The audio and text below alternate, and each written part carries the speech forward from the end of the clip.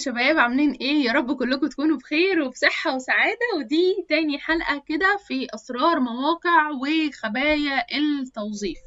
وموقع النهاردة هو جلاس دور، وهتقولي لي طب ما هو ايه فايدته؟ ما هو نفس الموقع اللي فات. كل موقع يا شباب وليه الميزة والعيب بتاعته. مفيش موقع هيديك كل حاجة، بس في موقع بيكون مميز عن التاني. فخلينا نشوف ايه الميزة بتاع جلاس دور. وهي صراحة مش ميزة واحدة بس، ده ليه مميزات حلوة جدا جدا جدا. خلونا يلا نشوف.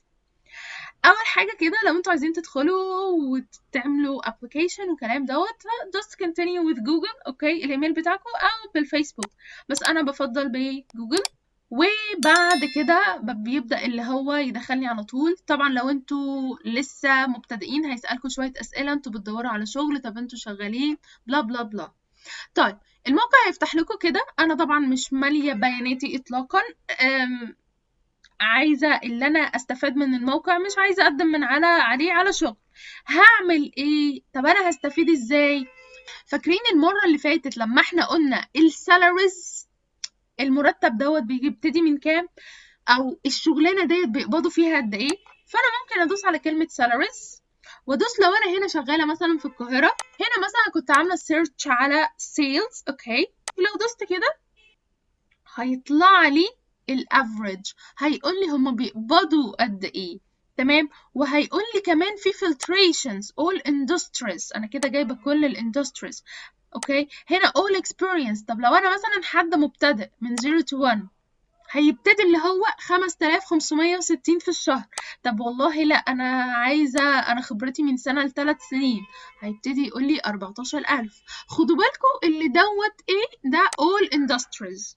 طبعا مش بس كده، هيجيب لكم اللي هو في الاول اندستريز والاكسبيرينس، لا ده هيجيب لكم كمان حوالي الشركه ديت بتقبض كام.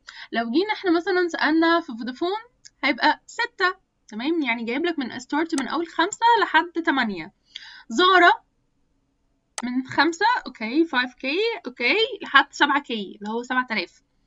وهيبتدي اللي هو يقول لك باقي الحاجات، اتصالات ونسلا كابيتال مايكروسوفت، كل الشركات هيديك الافريج بتاعها. تمام، اوكي.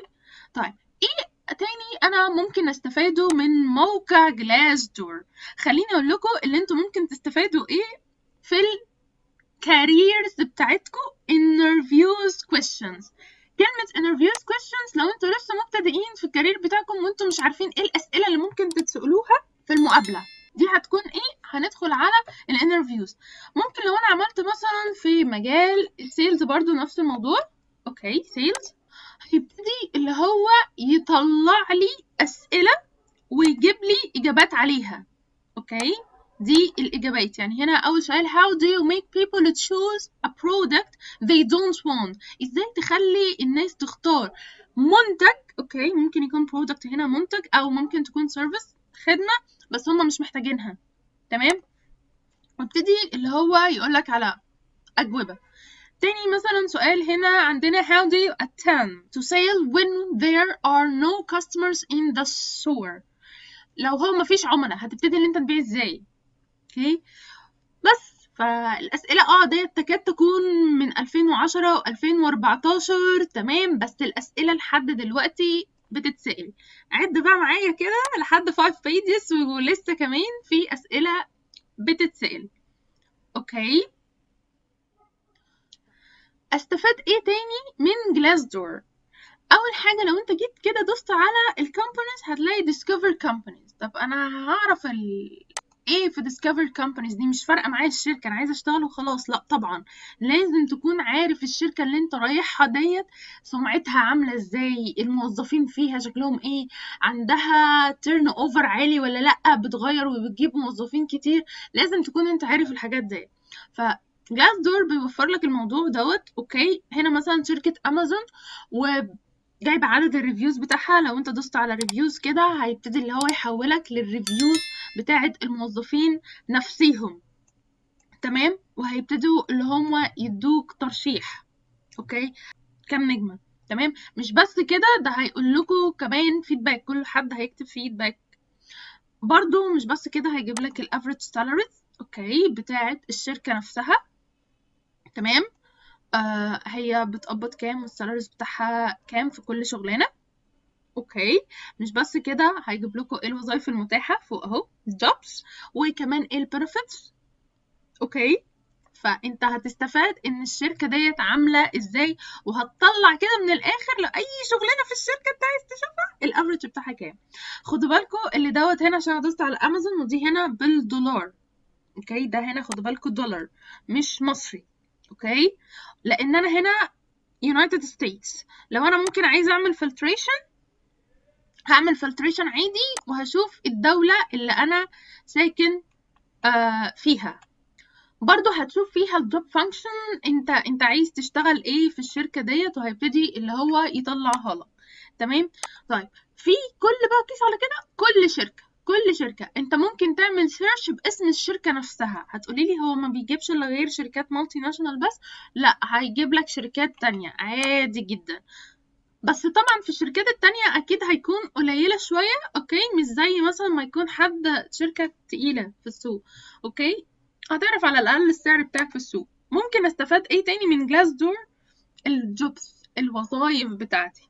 ممكن استفاد ايه تاني من جلاس دور؟ لو انا جيت قلت لك في الجوبس انا والله عايزه اشتغل على وظيفه HR Human Resources. اوكي، بس انا دايساها هنا في الجيزه، ما في القاهره عادي في ايجيبت. اوكي، هيبتدي اللي هو يطلع لي الوظائف المتاحه. اوكي، وباسم كل شركه وكل حاجه، وعدد الموظفين هيكتبه لك كمان.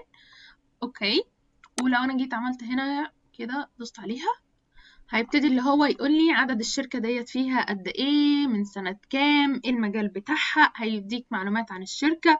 ال HR فيها قد ايه. طبعا 2.6 هي مش افضل حاجة كده، معناها ال turn over بتاعها عالي. اوكي، بس تمام لحد لسه بيبدأ. طيب، هقدم على الشركة ازاي؟ جوبس، بشوف الجوبس بتاعتها اللي فيها.